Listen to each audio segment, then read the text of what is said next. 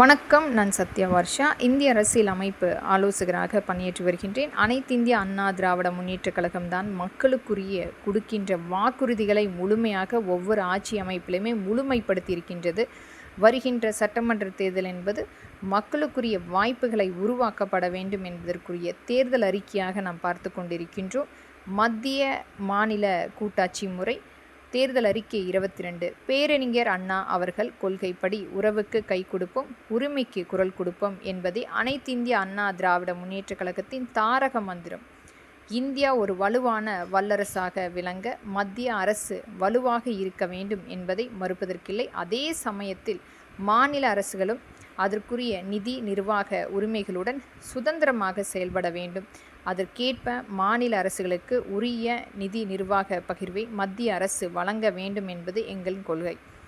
தேர்தல் அறிக்கை 23 மாநிலங்களுக்கான உரிமைகளை பாதுகாக்க இந்திய அரசமைப்பு சட்ட வரம்புக்கு உட்பட்டு மாநிலங்களுக்கு வழங்கப்பட்டுள்ள அதிகார பொறுப்புகளுடன் மாநில அரசுகள் சுதந்திரமாக செயல்பட தேவையான நிதி பகிர்வுகளும் பொறுப்புகளும் மாநில அரசுக்கு முறையாக வழங்கப்பட வேண்டும் என்பதே எங்களின் நிலைப்பாடு. ஏற்கனவே மாறிவரும் சூழ்நிலைக்கு ஏற்ப நிதி பகிர்வு முறையில் கூடுதல் நிதி பகிர்வை மாநிலங்களுக்கு வழங்க வேண்டும் என்பது வலியுறுத்துகிறோம்.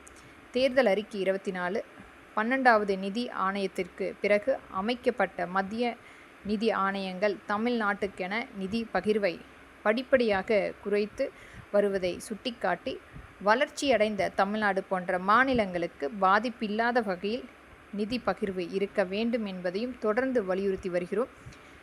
இந்த நிலைப்பாட்டில் உறுதியாக இருந்து தமிழ்நாட்டின் நிதி பகிர்வு குறையாமல் பெறுவதை வலியுறுத்துவோம்.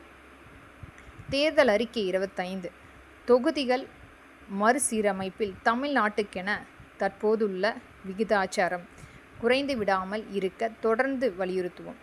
26 தேர்தல் அறிக்கை கல்வி, மருத்துவம் போன்ற மனிதவள மேம்பாட்டுக்கு உதவும் முக்கிய துறைகள் மத்திய அரசியலமைப்பு சட்டம் பொது பட்டியலிலிருந்து மாநில பட்டியலுக்கு மாற்றப்பட வேண்டும் என்ற எங்கள் நிலைப்பாடு தொடரும்.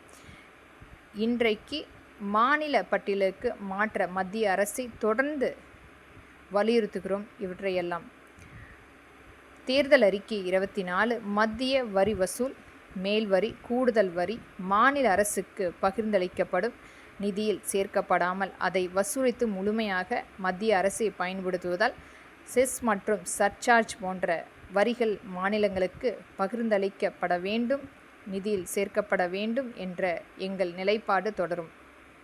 அதை மத்திய அரசிடம் தொடர்ந்து வலியுறுத்துவோம்.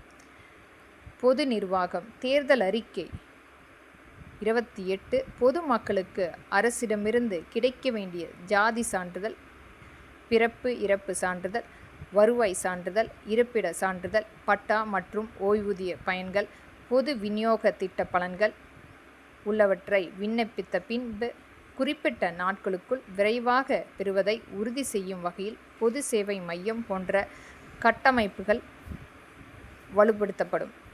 தேர்தல் அறிக்கை 29 மனுநீதி நாள், குறைதீர்ப்பு கூட்டங்கள், முதலமைச்சரின் தனி பிரிவு போன்ற பல்வேறு பிரிவுகளில் பொதுமக்களிடமிருந்து பெறப்படும் மனுக்கள் உரிய முறையில் பரிசீலிக்கப்பட்டு முடிவுகள் அனைத்து மக்களே நேரடியாக அறிந்து கொள்வதற்குரிய ஏதுவாக இணையதளம் மேம்படுத்தப்படும். இதன் மூலம் பொதுமக்கள் தாங்கள் அளித்த மனுக்களின் மீது எடுக்கப்பட்ட நடவடிக்கைகளை தெரிந்து கொள்ளலாம் எளிதாக. தேர்தல் அறிக்கை 30 கடந்த 5 ஆண்டுகளில் ஒவ்வொரு துறையிலும் நடந்திருக்கின்ற முறைகேடுகள், அதற்குரிய அலுவலர்கள் மற்றும் அமைச்சர்களுக்குரிய அனைத்து வகையான கடுமையான சட்டங்களாக அவர்கள் மீது புகார் பதிவு செய்து நடவடிக்கை கண்டிப்பாக எடுக்கப்படும். நன்றி.